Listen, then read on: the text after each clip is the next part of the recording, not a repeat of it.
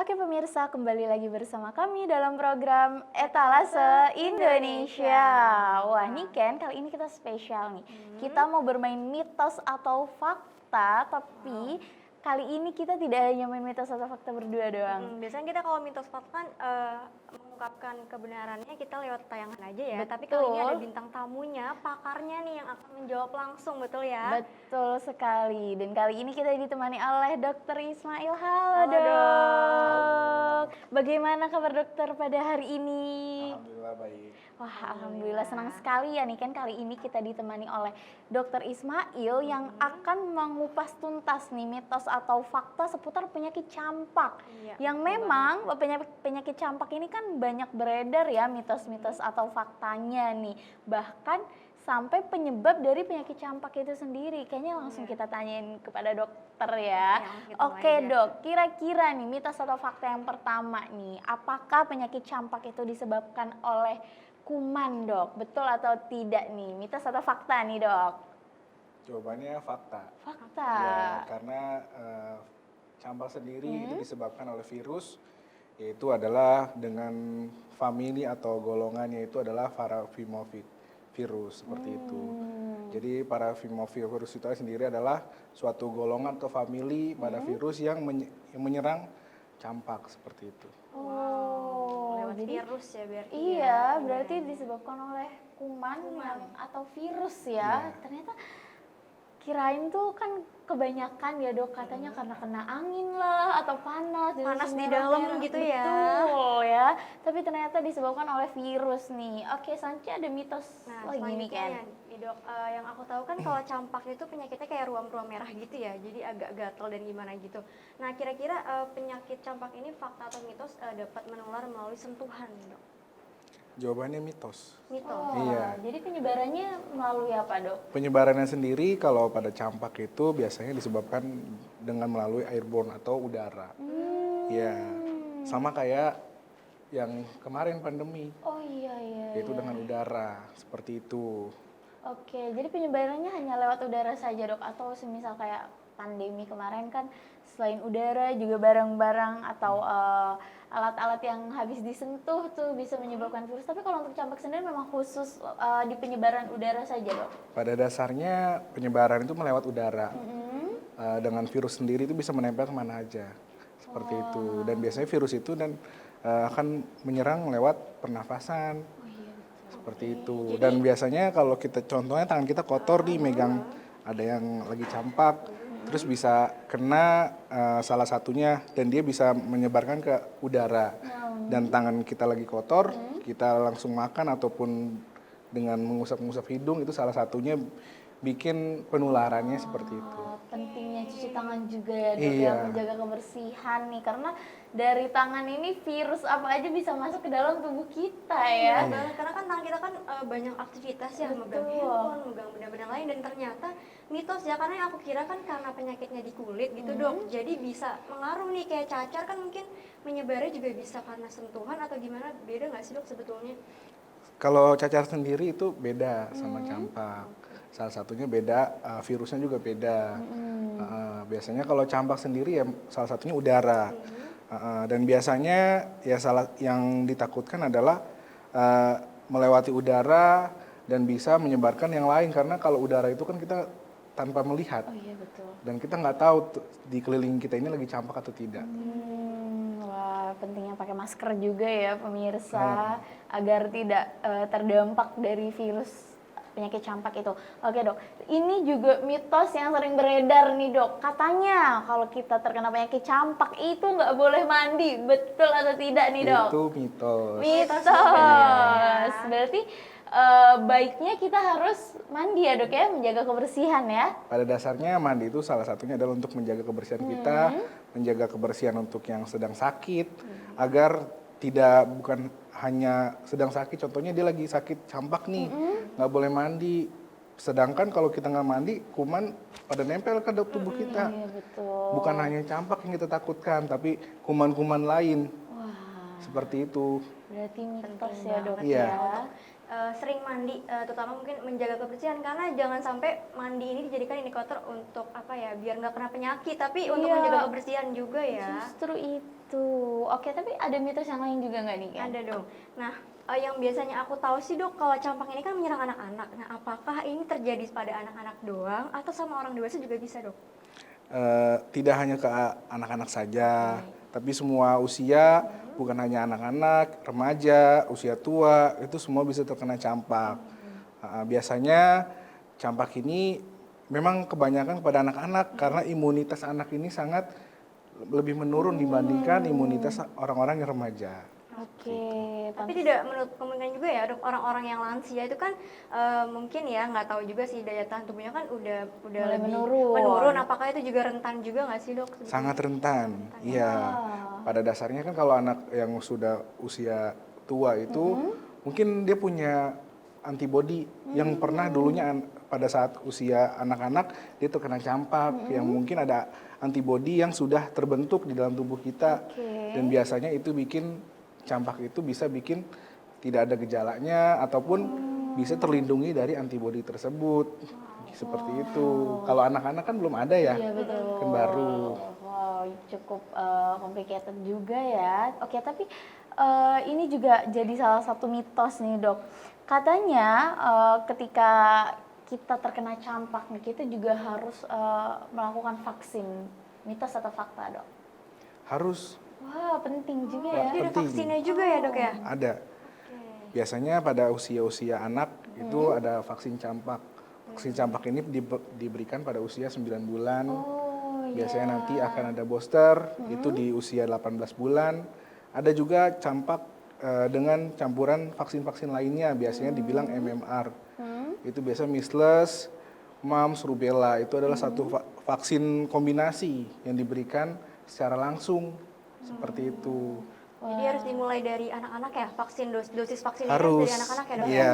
Dari umur 9 bulan ya dok ya, berarti biasanya vaksin-vaksin ini dilakukan di posyanduka atau di rumah sakit terdekat dok?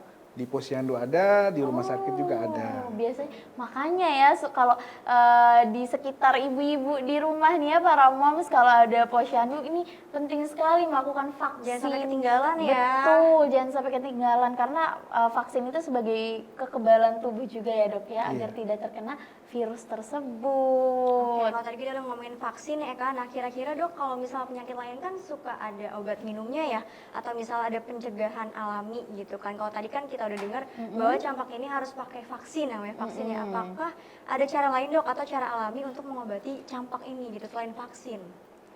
Kalau untuk mengobati sendiri sebetulnya belum ada ya untuk obat-obat khusus untuk campak. Biasanya obat-obatan pada kami memberikan itu secara suportif. Artinya kalau gejala contohnya dia demam, kita kasih anti demam. Lalu biasanya kalau dia sedang nyeri, kita kasih anti nyeri, seperti itu. Dan biasanya yang kita lakukan adalah untuk meningkatkan imunitasnya. Seperti makanan yang bergizi, minuman nutrisi yang cukup, lalu biasanya istirahat yang cukup, seperti itu. Kalau alami mungkin salah satunya minum-minuman kayak contohnya jahe yang mungkin bikin imunitas tubuh kita bisa meningkat, itu boleh-boleh juga, nggak ada yang tidak boleh, malah diperbolehkan sih. Ya, itu apalagi makanan-makanan yang bisa menambah imunitas tubuh. Tapi dok, ini mitos atau fakta juga nggak sih ketika kita terkena penyakit campak tuh kan katanya nggak boleh keluar rumah, nanti ruam-ruam merahnya Tambah makin banyak ya karena kena angin gitu ya. Betul, itu mitos atau fakta dok? Itu mitos. Mitos Iya. ya. Berarti tidak harus benar-benar diisolasi juga di rumah ya dok ya? Iya, tidak perlu. Tetapi kita tahu pasti bahwa kalau kita ada contohnya keluarga kita yang terkena campak, jangan dijauhin, tapi dikasih support. Seperti itu. Tapi kita harus tahu juga gimana caranya untuk mencegahnya untuk tidak kembali ke kita. Betul, betul, betul. Wow, banyak sekali juga ya mitos-mitos yang beredar, tapi ternyata memang tidak ada kaitannya juga secara medis Iya ya. betul banget, karena kan yang kita tahu, yang aku tahu juga kalau misalnya campak nih, aduh jangan deket orang campak nanti ketularan atau gimana, iya, karena kan penyakitnya di kulit ya adanya ya. Jadi ini kita udah tahu ya mitos fakta seputar tentang penyakit campak ini gitu kan. Oke, betul sekali. Nah, Dok, tadi kan sempat menyebutkan juga bahwa kita ini harus vaksin ya, anak-anak terutama harus vaksin campak nih. Tapi ada efek samping nggak sih dok dari vaksin campak itu yang katanya bisa bikin autis nih dok? Itu mitos atau fakta dok? Sampai saat ini sih mitos. Sampai saat ini saya belum pernah membaca ataupun mendengar kalau kita vaksin campak itu bisa bikin autis. Ya, dan belum ada orang-orang yang terkena habis ditusuk atau divaksin dengan vaksin campak itu ada gejala-gejala autisnya. Biasanya gejala-gejala pada vaksin itu sendiri ya salah satunya bengkak pada tusukannya, pada sederet tusukan, lalu biasanya ada demam, nyeri, seperti itu aja sih. Wah, jadi itu juga mitos ya pemirsa. Kan banyak juga nih dok para moms-moms di rumah yang masih sedikit parno nih, terutama masalah-masalah vaksin ya. Betul, dan jangan apa ya, mungkin misalnya di rumah juga jangan terlalu menyepelekan cuma campak doang, cuma ruam-ruam merah atau gatal-gatal. Itu jangan sampai disepelekan ya, karena bisa, walaupun tadi dokter bilang belum ada apa namanya efek samping yang membahayakan atau seperti apa, tapi harus tetap jadi waspada nih pemirsa di rumah ya. Betul Oke, terakhir nih dok, sekali. mungkin kalau tadi di awal dokter bilang campak ini kan penyebabnya karena bakteri ya. Nah, kira-kira ada nggak sih apa namanya pencegahan untuk penyakit campak ini gitu sebelum terjadinya itu gitu? Salah satu pencegahannya yang pertama kebersihan tubuh kita, lalu menjaga nutrisi, artinya imunitas kita harus dijaga, jangan sampai menurun. Salah satunya untuk makan makanan yang bergizi, lalu minuman-minuman yang sangat baik untuk nutrisi kita, contohnya minum-minuman yang cukup dengan air putih yang cukup dalam sehari, lalu bisa kita istirahat yang cukup. Jangan juga stres karena stres juga bisa menurunkan imunitas kita. Seperti itu. Wah, seperti itu ya. Oke, terakhir nih dok, mungkin ada pesan-pesan yang ingin dokter sampaikan terutama untuk para ibu-ibu di rumah nih dok yang masih memiliki anak-anak kecil ya, agar lebih waspada lagi terhadap virus campak. Silahkan dok. Untuk yang di rumah, untuk ibu-ibu ataupun orang tua yang di rumah, untuk campak sendiri ini sangat penting kita ketahui pencegahannya. Salah satunya adalah vaksin campak, itu sangat penting.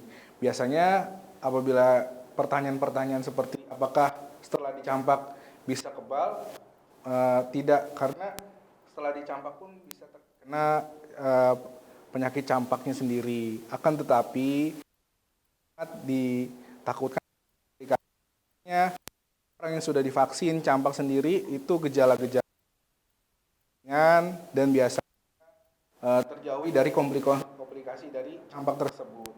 Berbeda dengan orang yang belum dicampak seperti itu. Dan biasanya rentan pada anak-anak itu karena imunitas pada anak sendiri itu berbeda dengan imunitas pada remaja dan dewasa. Dan biasanya untuk meningkatkan imunitas sendiri itu adalah dengan makan makanan yang bergizi, minum minuman yang cukup seperti minum air putih yang cukup, lalu bisa dengan pemberian vitamin-vitamin yang sangat baik untuk anak kita sendiri. Dan biasanya apabila terjadi pada anak kita ataupun keluarga kita yang terkena campak, jangan khawatir, kita harus tahu kapan kita harus ke rumah sakit, kapan kita harus menjaga di rumah ataupun dengan dirawat di rumah. Salah satunya kalau seperti kayak ada dehidrasi itu dan biasanya ada demam tinggi lebih dari 39 derajat Celcius, itu bisa ke rumah sakit agar bisa melakukan penanganan yang secara seperti kesehatan sendiri, seperti itu. Wah, itu dia tadi ya tips yang diberikan oleh Dokter Ismail untuk pemirsa di rumah nih. Sangat lengkap banget ya kayak. Jadi kita Betul. tahu nih gimana cara pencegahannya, kemudian apa yang harus kita lakukan kalau misalnya terjadi campak ini sendiri gitu. Dan perlu diingat mungkin untuk tetap selalu menjaga apa namanya kebersihan, pola hidup juga biar lebih sehat. Karena yang namanya kalau tadi dokter bilang kan kalau imunitas udah turun ini penyakit apapun pasti bisa menyerang ya. Jadi harus penting Betul banget sekali, pemirsa nih. pentingnya menjaga kebersihan, kesehatan, dan juga pola hidup sehat. Oke, terima kasih dokter sudah banyak, dokter. mau bermain mitos atau fakta nih bersama kita ya. Tapi ini Ken, kita harus jeda dulu karena setelah ini kita akan menyaksikan vlog netizen nih yang pastinya menikmati kuliner yang sangat Ini menggugah yang tunggu-tunggu selera. sih kayaknya ya. Wah, betul sekali. Tapi kita akan kembali setelah yang satu ini tetap di Etalase Indonesia. Terima kasih banyak, Dok. Terima kasih banyak ya.